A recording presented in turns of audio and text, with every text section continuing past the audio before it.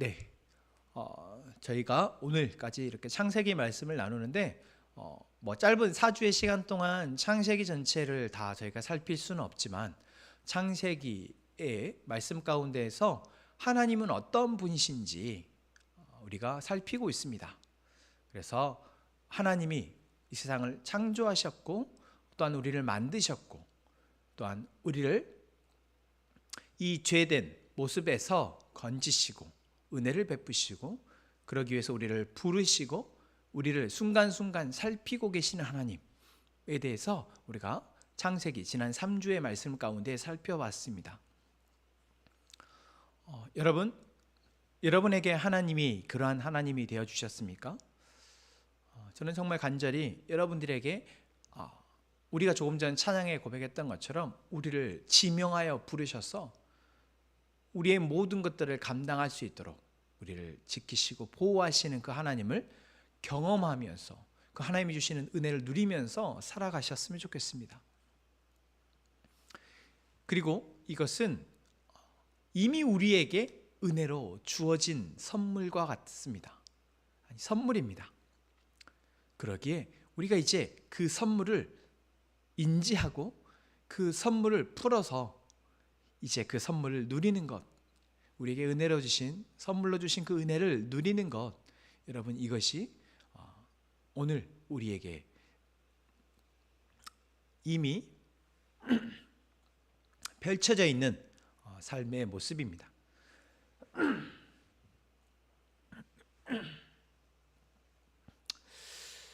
네, 제가 이미 우리에게 주어진 은혜다, 펼쳐져 있는 삶이다 라고 말씀을 드렸는데, 그럼 여러분들의 지난 한 주는 그러셨습니까?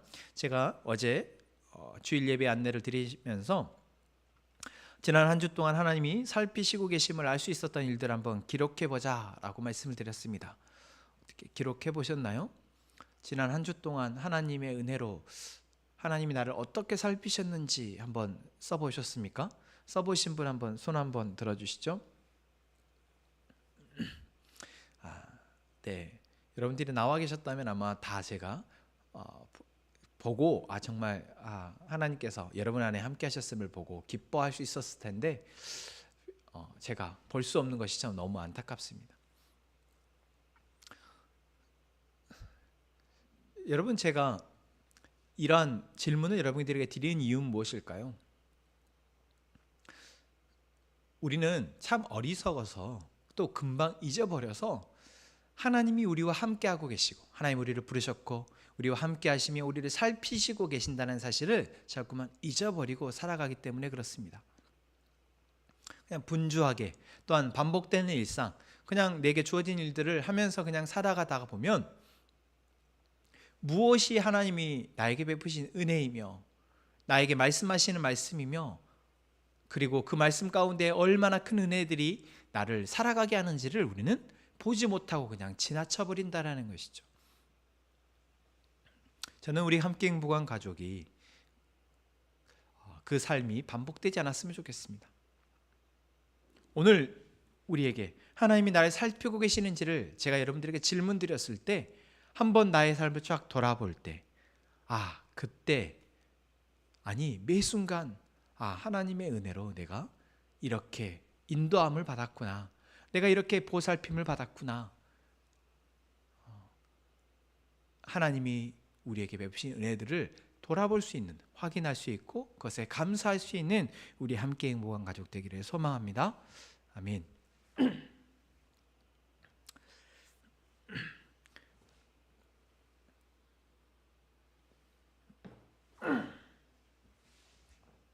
죄송합니다. 목이 찬양을 해서 그런지 유독 더 잠기네요. 네. 자, 그러면 오늘 우리가 함께 살펴볼 하나님은, 창세기 하나님은 어떤 하나님이실까요? 제가 여러분들에게 두 번째 질문으로 창세기 12장에서부터 35장까지의 아브라함과 이삭과 야곱의 삶을 한번 정리해 보시다라고 또 질문을 드렸습니다. 창세기는 하나님이 세상을 창조하시고 또한 노아의 홍수 사건이나 또 바벨탑 사건, 이러한 사건 외에 나머지는 다 아브라함의 가족, 아브라함과 이삭과 야곱, 그리고 그 이후에 이제 요셉의 이야기까지의 한 가족의 이야기를 우리에게 들려주고 있습니다. 그렇다면 그 가족의 이야기를 통해서 하나님은 하나님을 우리에게 보여주시고자 하는 거죠. 그래서 우리는 지난 시간을 통해서 아브라함이 하나님의 부르심을 받았고, 그리고 그 부르심을 받은 이후에 아브라함의 삶이 이제 하나님의 인도와 보호하심 속에서, 하나님의 살피심 속에서 이제 사라졌고, 그 사라진 삶의 결과가 정말 우리가 아브라함을 믿음의 조상이라고 말할 수 있는 그러한 결과로 이어졌다라는 것을 살폈습니다. 그런데 우리가 여기서 자꾸만 착각하는 것이 있습니다. 무엇입니까? 아브라함이 뭔가 특별한 사람이라는 것처럼, 아브라함이니까 그럴 수 있었던 것처럼 우리가 생각하는 거죠. 그런데 제가 지난주에도 말씀드렸던 것처럼 아브라함도 우리와 다를 바 없는 그냥 똑같은 일상을, 삶을 살았습니다. 그 삶의 순간에 때로는 넘어지기도 했고, 때로는 실수하기도 하고, 때로는 하나님이 그래도 기뻐하실 선택들을 하면서 그렇게 실수 아닌 것들을 반복하면서 살아갔고, 그 삶의 모든 순간에 실수를 했든 잘했든 그 모든 순간에 하나님이 인도하시고 살피셨다라는 것이죠. 그래도 아브라함이 다른 사람들과 다르게 믿음의 조상이라고 불릴 수 있었던 것은 아브라함이 무슨 특별한 믿음이 있어서가 아니라 그 삶이, 하나님이 아브라함을 살피시는 순간순간마다 아브라함이 그래도 하나님을 더 귀히 여기고 하나님을 더 따르고 하나님께 더 순종하는 선택들을 했다라는 것이죠. 여러분, 이것이 어려운 것일까요? 아니요, 사실 그렇게 어렵지 않습니다. 여러분, 우리를 돌아보면 우리의 지난 하루 또는 지난 일주일에 했던 선택들을 돌아보면 정말 둘 중에 하나를 선택하기가 정말 어려웠던 선택들이 있을 겁니다. 내가 이것을 해야 되는지를 알겠는데 너무 이것을 내가 감당할 수 없는 선택이다 라고 해서 도저히 이것을 선택하지 못하고 다른 선택지를 선택하는 선택들이 있었죠. 네, 그렇게 정말 뭔가 하나를, 올바른 것을 선택하는 것이 너무 어려운 선택들도 있지만, 사실 잘 보면 그러한 선택들보다 내가 조금만 마음을 먹으면, 내가 조금만 생각을 달리하면 올바른 선택을 좀 더 신중하게 선택했다면 올바른 선택을 할 수 있었던 선택들, 그러한 내가 충분히 올바른 길을 또는 바른 길을 선택할 수 있었던 선택들이 훨씬 더 많습니다. 그렇죠. 여러분, 아브라함이 특별한 사람이어서가 아니라 바로 어떤 정말 어마어마한 믿음이 요구되는 선택, 아들 이삭을 제물로 바치는 그러한 선택만 있었던 것이 아니라 삶의 가벼운 선택들, 쉽게 할 수 있는 선택들에서 하나님께 순종하는 선택을 할 수 있었던 것, 그것이 바로 아브라함이 결국에 이삭을 하나님의 말씀대로 번제로 드릴 수 있었던 그러한 믿음을 보일 수 있었던 것입니다. 그렇게 여러분, 오늘 이 시간 우리에게 이렇게 말씀하시는 그 하나님, 우리를 살피시겠다, 우리를 인도하시겠다, 우리를 도우시겠다 말씀하시는 그 하나님의 이 말씀을 듣고 우리 역시 나의 사소한 선택들, 내가 무심코 했던 선택들 가운데 하나님의 말씀이 아닌 나의 욕망, 나의 탐심 또는 세상의 가치나 세상의 방식대로 했던, 또는 습관처럼 해왔던 선택들을 돌아보고 이제는 올바른 하나님의 말씀대로 순종하는 선택을 할 수 있는, 그렇게 결단하는 우리 함께 행복한 가족 되기를 소망합니다. 자, 오늘 이 말씀을 드리는 이유는 우리가 아브라함을 참 믿음의 조상이다라고 이야기하지만 결국 아브라함도 죽습니다. 그렇죠? 오늘 창세기 말씀에 보면은 창세기 25장에 아브라함이 죽게 됩니다. 그리고 아브라함의 아들인 이삭이 이제 그 이후의 삶을 살아가게 되죠. 아브라함에게 하나님께서 약속하셨던 복은 바로 내가 너를 복주겠다라고 말씀하시며 내가 너와 네 자손까지도 복을 주겠다 약속하셨습니다. 그 약속 그대로 25장 11절 말씀을 보면은 이렇게 얘기하고 있습니다. 한번 보실까요? 25장 11절에 아브라함이 죽은 후에 하나님이 그의 아들 이삭에게 복을 주셨고 이삭은 브엘라흐의 근처에 거주하였더라. 자, 우리가 이 말씀을 보면 무엇을 생각합니까, 여러분? 하나님이 아브라함에게 약속하셨던 대로 이제 이삭에게 복을 주는가라고 첫 번째는 생각할 겁니다. 그리고 두 번째, 우리가 반드시 생각해야 될 것은 그럼 하나님이 이삭에게 주신 복은 무엇인가입니다. 하나님이 이삭에게 주신 복이 무엇일까요? 그것을 알기 위해서는 우리는 무엇을 알아야 합니까? 하나님이 아브라함에게 주신 복은 무엇입니까? 여러분, 하나님이 아브라함에게 주신 복은 무엇입니까? 아브라함에게 분명히 내가 너에게 복을 주겠다고 말씀하셨는데 하나님이 아브라함의 인생 가운데 75세 이후에 아브라함이 죽기까지 아브라함에게 주신 복은 무엇입니까?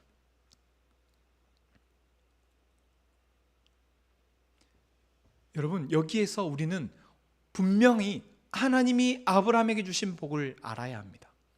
그리고 그 복이 그대로 이삭에게도 또 약속되어져서 하나님이 이삭에게 복을 주셨다라는 것, 이렇게 우리가 이제 넘어가야 하죠. 그럼 아브라함에게 주신 복은 무엇입니까? 그럼 아브라함이 12장에서부터 죽는 25장까지 대부분을 하나님이 아브라함에게 내가 이렇게 복을 줬다라는 것을 보여주셨을 텐데, 여러분 12장에서부터 25장까지 보여주신 하나님의 복은 무엇입니까? 바로 아브라함이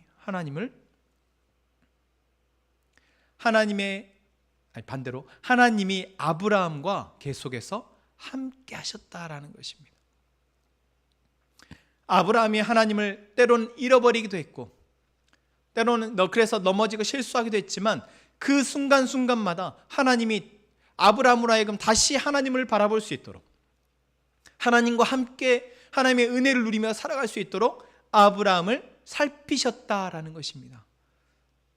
여러분, 이것이 하나님이 아브라함에게 주셨던 복입니다. 여러분, 이 복이 이삭에게 흘러간 복입니다. 여러분, 이 복이 지금 이 순간 아브라함과 같이 하나님을 믿음으로 살아가려 하는 우리에게 동일하게 주시는 복입니다. 하나님이 우리와 함께 하신다는 것.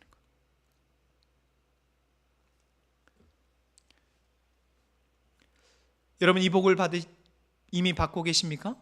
여러분, 이 복을 받기를 원하십니까? 하나님이 나와 함께 하신다. 하나님이 나와 함께 하신다. 여러분, 이 복을 우리 모든 함께 행복한 가족들이 받고 누리기를 원합니다.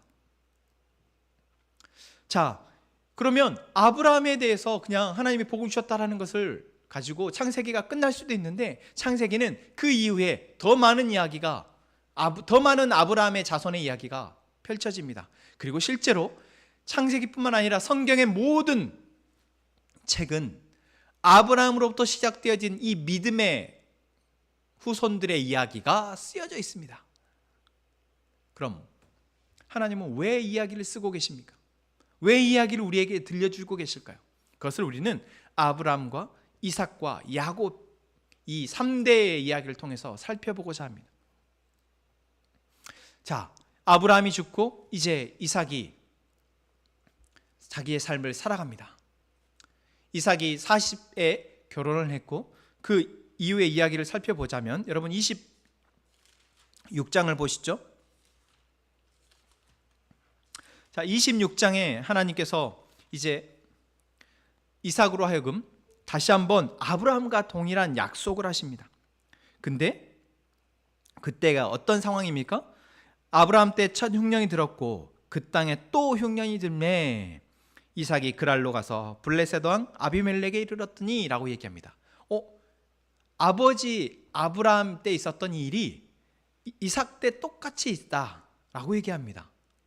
그리고 그때 2절에 여호와께서 이삭에게 나타나 이르시되 애굽으로 내려가지 말고 내가 내게 지시하는 땅에 거주하라.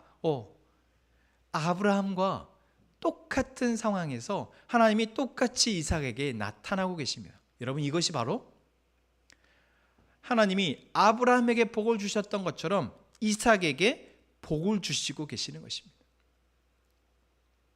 그리고 여러분, 살펴보면은 아브라함에게서 있었던 일들을 이삭은 압축해서, 좀 더 단축해서, 축소해서 그대로 이삭이 겪게 됩니다.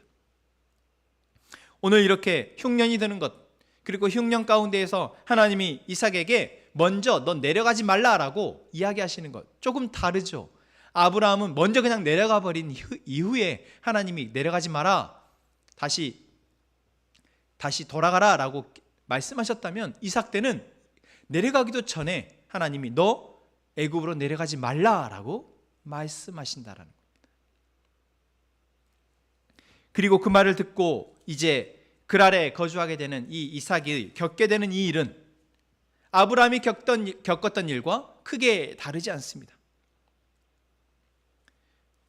그리고 이삭은 또한 아버지 아브라함이 파놓았던 여러 우물, 여러 샘들을 이용해서 살아가지만 또한 그것들이 다 다른 사람에게 빼앗겨 버리게 되는 상황이 벌어집니다. 그냥 아버지가 파놨던 우물을 그대로 내가 먹고 살면 참 편할 텐데, 그곳에 거주하는 그랄 백성들이 너 이거 내놔 라고 하면서 빼앗아 가는 거죠. 왜요? 흉년이 들었으니까, 물이 너무 귀하니까.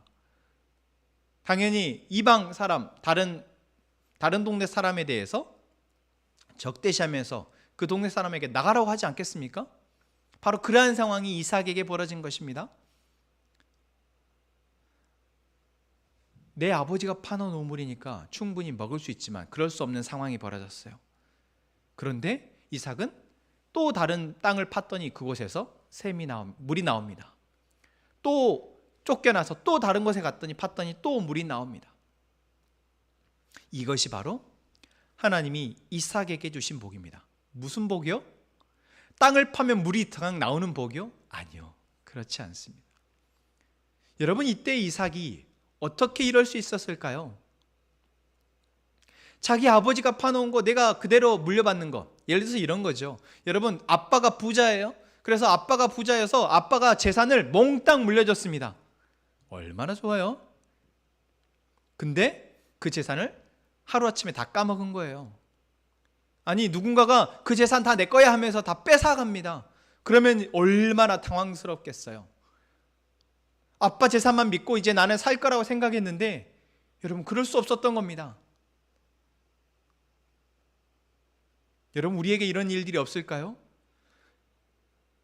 아빠의 재산, 아빠의 백, 부모의 이 후광을 부모가 물려준 것으로 내가 살 수 있을 거라 생각했는데, 여러분, 내가 살게 될 그때로 새로운 세대, 새로운 삶은, 새로운 사회는 아버지 세대와 또 다릅니다. 여러분, 이것이 지금 우리가 겪고 있는 이 시대의 문제예요.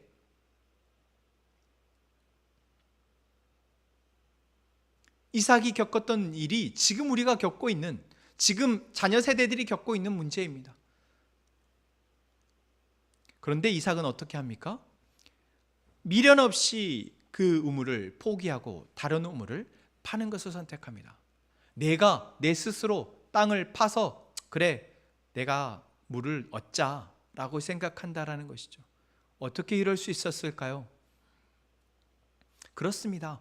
하나님이 아브라함으로 하여금 파기하셨던 그 은혜가, 그래서 그곳에서 우물이 나왔던 은혜가 나에게도 있을 거라는 믿음이 이삭에게 있었던 것입니다. 그리고 그 우물이 또 빼앗겨도 이삭은 미련 없이 또 다른 곳에 가서 우물을 팝니다. 여러분, 하나님이 이삭에게 주신 복이 무엇입니까? 땅만 파면 물이 나오는 복입니까? 아닙니다. 내가 너와 함께하고 있다. 내가 너의 아버지 아브라함과 함께하였듯 내가 너와 함께하고 있다라는 것을 이삭으로 하여금 믿고 그 믿음으로 살아가게 하셨던 것입니다. 그 믿음에 반응하여 이삭이 땅을 옮겨서 또 우물을 팠을 때 그곳에 물이 나오도록 하신 것입니다. 여러분, 우리는 결과만, 우와, 이삭이 파면 다 물이 나온대, 이삭이 손만 댔다 하면 다 돈을 번대. 여러분, 이것이 중요한 것이 아니고 왜 그렇게 되었느냐, 왜 이삭은 그렇게 하는 것마다 형통케 되고 순탄하냐. 여러분, 그 이유를 볼 수 있는, 그리고 그 이유가 바로 하나님이 아브라함에게 그러셨듯 이삭과 함께 하시고 계시기에 그렇다라는 것. 여러분, 이것이 진짜 복이라는 것 우리는 볼 수 있게 되기를 소망합니다.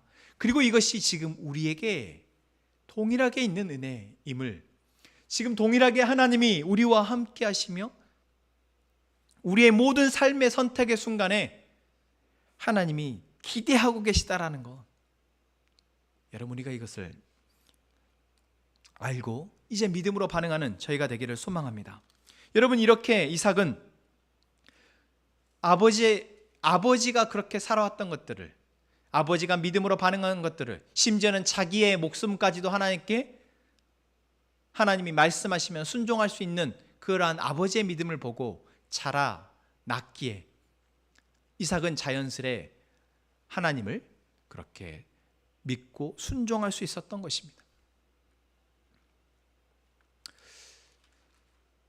여러분, 그런데 우리가 여기서 한번 생각해 봅시다. 아브라함과 이삭이 살던 시대는 어느 시대입니까? 족장 시대입니다. 족장 시대라면 지금 우리로 치면은 뭐 한 청동기 시대나 되겠죠. 그러니까 여러 어떤 마을이 형성되어진 시기가 아니라 그냥 자기 씨족 단위로 뭉쳐서 살았던 시대입니다. 그래서 사실 사회가 복잡하지 않습니다. 삶이 그렇게 복잡하지 않아요. 그래서 그냥 아브라함과 이삭이 함께 그냥 모여서 자기 가족끼리 살고, 가족이 먹을 것을 위해서 목축을 하고 뭐 이렇게 열매를 따서 먹고 그렇게 살아갔던 시대일 겁니다. 그렇기에 아브라함이 보일 수 있는 믿음이라는 것 역시 그렇게 특별하지 않았습니다. 무엇이었을까요? 그저 매일 아침 눈을 떴을 때 아들 이삭과 함께 같이 우리 하나님께 예배하자, 기도하자, 그리고 하나님 앞에 제사를 드리자, 그리고 어떤 아브라함이 가장으로서 삶의 결정을 해야 할 그 순간에 아브라함이 하나님께 뜻을 묻고 반응했던, 하나님을 신뢰함으로 반응했던 그런 모습들을 이삭은 보고 자랐을 것입니다.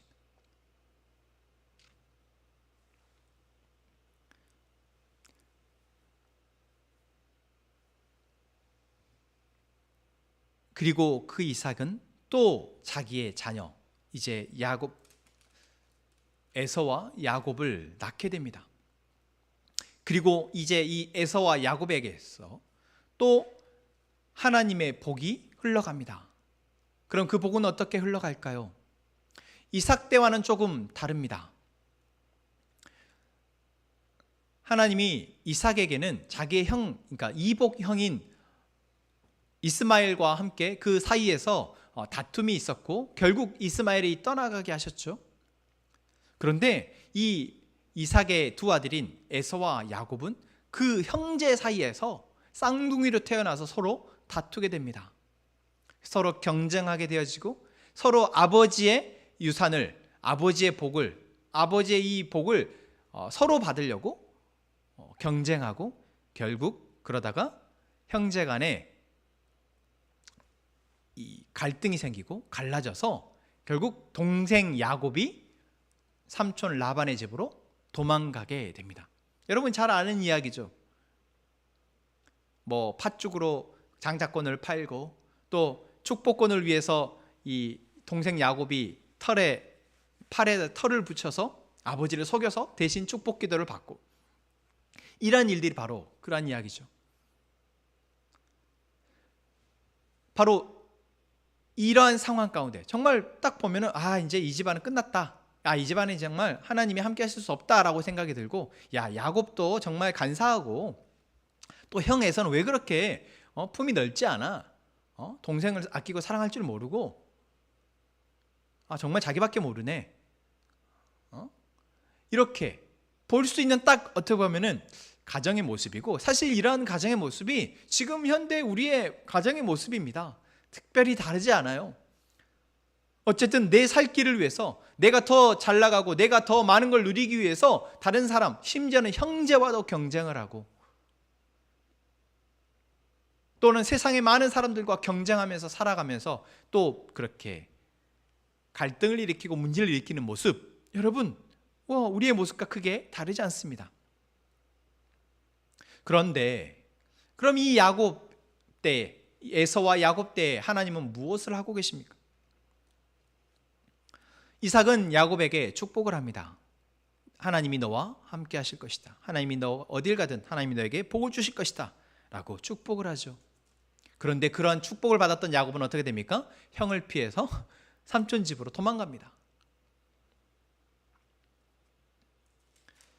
자, 그런데 그때 도망갈 때 28장 말씀을 보면 10절에 이렇게 이야기하고 있습니다. 야곱이 브엘세바에서 떠나 하란으로 향하여 가더니, 가다가 해가 졌고 이제 길가에서 노숙을 해야 되는데 돌베개를 베고 잠을 자는데 하나님이 나타나십니다. 13절 말씀입니다. 우리 한번 보실까요? 28장 13절입니다. 또 본즉 여호와께서 그 위에 서서 이르시되 나는 여호와니 너의 조부 아브라함의 하나님이요 이삭의 하나님이라. 내가 누워있는 땅을 내가 너와 내 자손에게 주리니 내 자손이 땅의 티끌같이 되어 내가 서쪽과 동쪽과 북쪽과 남쪽으로 퍼져나갈지며 땅의 모든 족속이 너와 네 자손으로 말미암아 복을 받으리라. 내가 너와 함께 있어 내가 어디로 가든지 너를 지키며 너를 이끌어 이 땅으로 돌아오게 할지라. 내가 네게 허락한 것을 다 이루기까지 너를 떠나지 아니하리라 하신지라.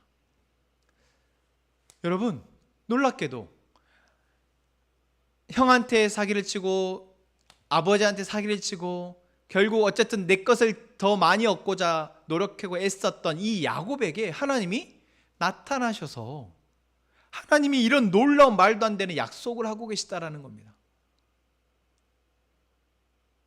무엇 때문에요? 여러분, 무엇 때문일까요? 우리가 생각해 보자면, 아니 이렇게 크게 잘못을 하고 아버지도 배신하고 사실 하나님도 하나님의 어떤 은혜 이런 것도 전혀 안중에 없어 보이는 이러한 야곱이 어떻게 하나님의 이러한 약속을 받을 수 있을까요? 한번 이 야곱의 가족을 생각해 볼까요? 야곱이 왜 그러면 이토록 형도 속이고 아버지도 속였습니까? 바로 하나님이 주는 복을 자기가 받고자 했기 때문입니다. 그런데 그 하나님의 복이라는 게 뭔지를 몰랐던 거죠. 아빠는 너무 부자예요. 이삭이 너무 부유했습니다. 근데 이 부유한 복이 아버지 이삭의 어떤 이야기로 삶에서 들려준 이야기를 통해서 보면 하나님이 복을 주셨어. 하나님이 복을 주셨어. 이런 말들을 들었던 것이죠. 아침에 예배할 때마다 하나님이 복을 주셔서 그래. 하나님이 복을 주셔서 이렇게 내가 풍요롭게 살고 있단다. 우리 가족이 이렇게 잘 살고 있는 거야 라고 이야기를 합니다. 그런 이야기를 들었던 야곱은 어떤 생각을 할까요? 그래, 내가 잘 살려면 하나님이 복을 받아야겠어. 근데 그 하나님의 복이라는 게 보니까 아빠로부터 오는 것 같아. 그래서 아빠의 축복권을 내가 반드시 쟁취해야겠어. 그러자면 형도 속여야 돼. 그래서 장자권을 뺐습니다. 그리고 막상 이 축복권을 받을 시기가 되니까 이제 결국 아빠로부터 축복을 받으려면은 아빠가 형에게 축복하려고 짐승을 잡아오라는 그 순간을 딱 듣고, 내가 이 순간을 놓치면 안 되겠다. 이 순간 놓치면 내가 하나님의 복을 못 받겠어. 그러니 내가 하나님의 복을 받아야 돼 해서 아버지까지 속였던 것입니다. 결국 야곱은 하나님의 복으로 자기가 잘 돼보려고 그랬던 것이죠. 여러분, 뭐와 비슷합니까? 여러분, 이 시대의 그리스도인들의 모습과 참 비슷한 것 같습니다.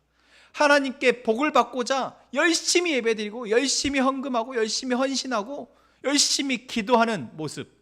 그런데 그 하나님의 복이 무엇인지 모르니까 그냥 내가 열심히 예배드리면, 열심히 성경 읽으면 하나님이 복을 주시겠지라고 생각하는 모습. 심지어 그것을 위해서 불법을 저지르고 교회 안에서 거짓을 행하고 교회 안에서 갈등을 조성하고, 그래도 그것이 하나님의 복을 누리는 것에 해가 되고 결코 그렇게 해서 하나님의 복을 누릴 수 없다는 것을 모르는 이 시대의 그리스도인들의 모습과 야곱의 모습이 어쩜 이렇게 닮아 있는지요.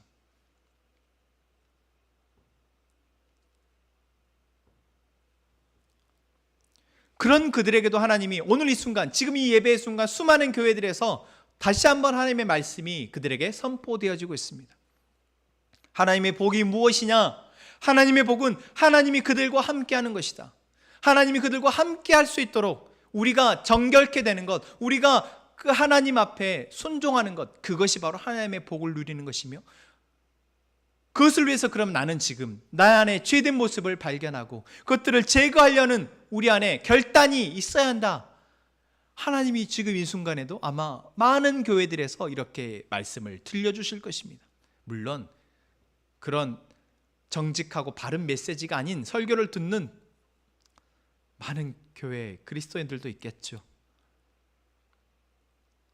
그런데 오늘 야곱에게 하나님이 이렇게 말씀하신 것처럼 하나님이 정말 욕망에 사로잡혀서, 세상의 문화에 사로잡혀서 진짜 하나님이 주시는 복이 무엇인지를 모르고 헤매고 있는 우리에게 하나님이 오늘 우리에게 이렇게 말씀하신다라는 겁니다. 야, 잊어버리지 마. 내가 어디를 가든지 너와 함께하는 것, 이것이 복이야.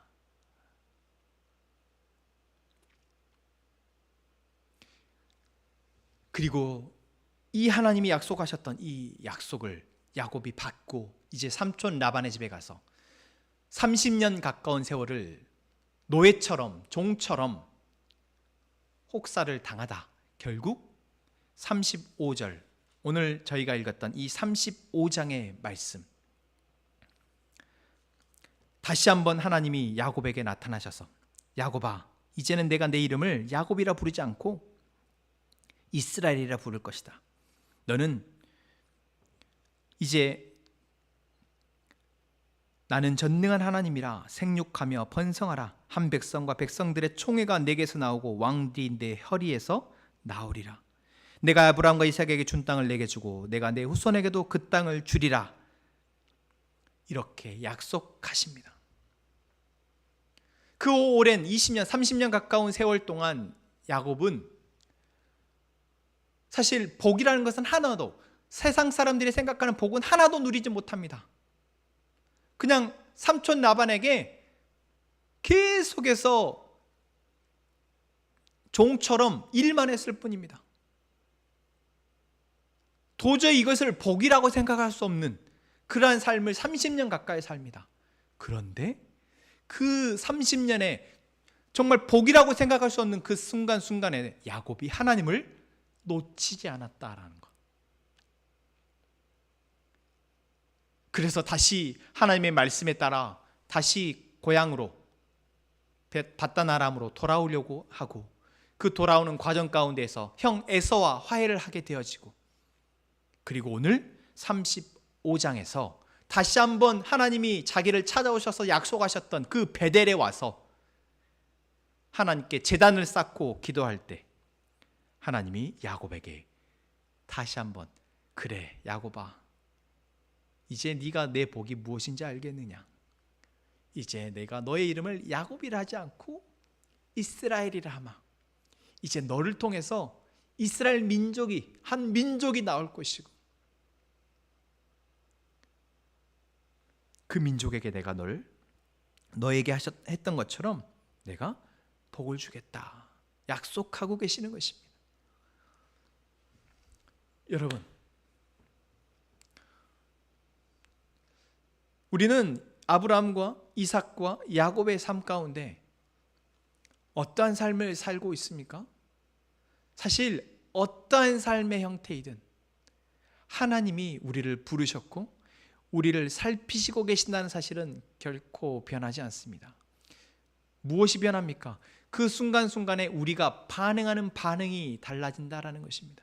그 상황 가운데 우리가 이삭처럼 반응할 때가 있지만 때로는 야곱처럼 당장에 내가 필요한 것들을 위해서 쟁취하고 그것을 위해서 속이기도 하고 어리석은 선택을 할 때도 있다라는 것입니다. 그런데 그 모든 순간에 하나님은 이들과 함께 하시면서 하나님이 그들과 함께함을 깨닫도록 하신다라는 것. 하나님은 이렇게 믿음의 유산이 한 세대에서 다음 세대로, 아버지에게서 아들로, 아들에게서 또 그 다음 아들로, 자녀에게서 자녀로 이어지도록 하나님이 하신다라는 것입니다. 여러분, 오늘 우리는 믿음의 1세대입니다. 물론 저는 아버지가 먼저 하나님을 믿고 섬겼기에 믿음의 2세대라고 할 수 있습니다. 믿음의 2세대이기에 제가 누렸던 복이 참 많습니다. 어릴 때부터 아버지와 함께 예배를 했고 아버지의 삶을 통해서 하나님이 얼마나 위대하시고 하나님이 얼마나 우리의 인생 가운데 중요한 분이신지에 대해서 저는 어릴 때부터 보고 배웠습니다. 그러나 저는 또 저의 세대에 있어서 믿음의 1세대입니다. 이삭이 그랬던 것처럼 야곱이 그랬던 것처럼 오늘 나는 나이가 성장하면서 자라온 과정 가운데에서 또 하나님을 잃어버릴 때가 참 많습니다. 분명히 하나님의 택하심을 받았지만 하나님의 부르심을 받았지만 하나님을 잃어버리고 나의 욕망에 사로잡혀서 살아가게 될 때가 있습니다. 그런데 그때마다 하나님이 저에게 하나님의 존재를 알 수 있는 기회를 주셨고 하나님의 약속의 말씀이 저에게 들려졌고 그리고 그 약속의 말씀이 수백 번, 수천 번이 들려져 어느 순간에 제가 그 약속의 말씀을 이제 나의 말씀으로, 나의 약속으로 받고 이제 그 말씀을 따라 살아가기로 선택하는 선택이 조금씩 더 많아지고 있습니다. 아버지의 믿음의 유산이 이제 저의 유산이 되어진 것이죠. 여러분, 우리 모두는 다 믿음의 1세대입니다. 여러분, 이것을 잊지 않으셨으면 좋겠습니다. 지금 내게 하나님이 주시고 계시는 하나님의 존재와 하나님의 약속의 말씀의 이 기회들을 우리가 놓치지 않고 오늘 저희가 고백했던 이 찬양의 고백처럼 주님 말씀하시면 내가 나아가겠습니다.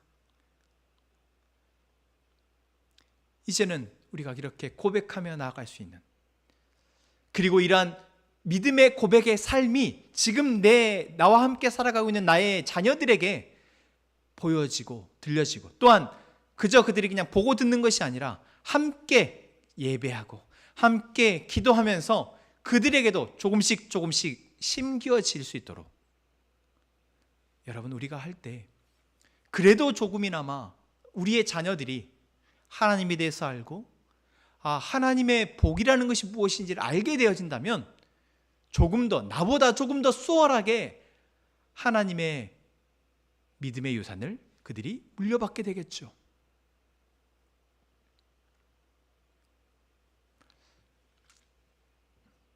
여러분, 지금 우리는 믿음으로 살아가고 있습니까?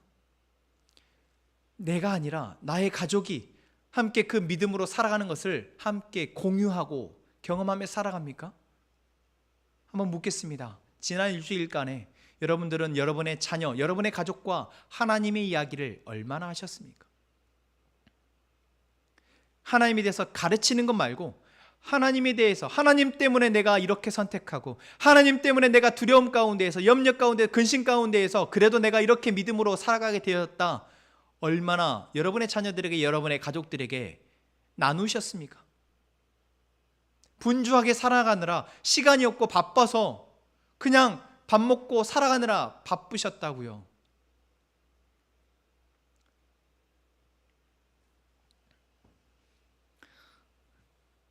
물론 여러분이 그렇다 한들 여러분의 자녀들은 또 여러분의 자녀의 삶과 시간 가운데 하나님이 함께 하시며 그들로 다시 하나님의 복을 알고 그 복으로 살아갈 수 있도록 하실 것입니다. 그렇더라도 지금 우리가 믿음으로 살아가는 것, 그래서 나의 믿음으로 살아가는 삶이 나의 자녀에게 삶이 되어지고 나의 자녀에게 믿음의 경험이 되어져서 그것이 조금 더 내 자녀에게 하나님을 빨리 만나고 하나님으로 빨리 믿음으로 살아가게 되는 삶이 되어진다면 지금 내 자녀와 우리의 가족들과 함께 하나님이 어떻게 나의 삶을 만지고 계시는지 나눠야 하지 않을까요? 제가 작년에는 우리 가족들, 우리 아이들과 함께 매일 성경 읽기를 하루에 2장, 3장씩 해왔습니다. 그런데 올해는 어느 순간 저도 이제 멈추고 그냥 일주일에 한 번 가정 예배를 드리는 것으로 그냥 저도 해왔어요. 그런데 그러다 보니까 아이들과 매일 하나님 이야기를 나누던 것이 멈춰버린 것입니다. 물론 순간순간 어떤 상황 가운데에서 하나님에 대한 이야기를 나누기도 하지만 너무 부족하더라고요. 그래서 다시 이번 주부터 어제 그런 이야기를 했어요.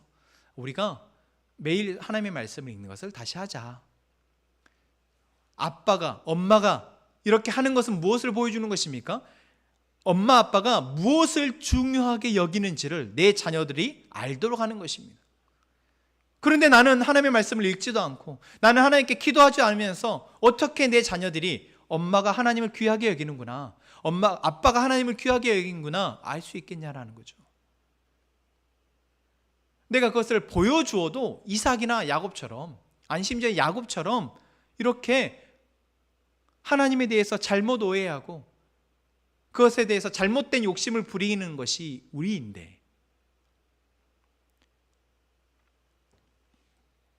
사랑하는 함께 행복한 가족 여러분, 오늘 우리가 믿음으로 살아가기를 원합니다. 그리고 그 믿음이 내 가족들에게, 나의 자녀들에게 나누어지기를 원합니다. 무엇을 통해서요? 매일 하나님께 나의 시간을 드리고 하나님께 나의 마음을 드리고 하나님의 음성을 듣고 그 음성을 따라 나의 삶을 살아내는 것을 내 자녀와 함께 공유하면서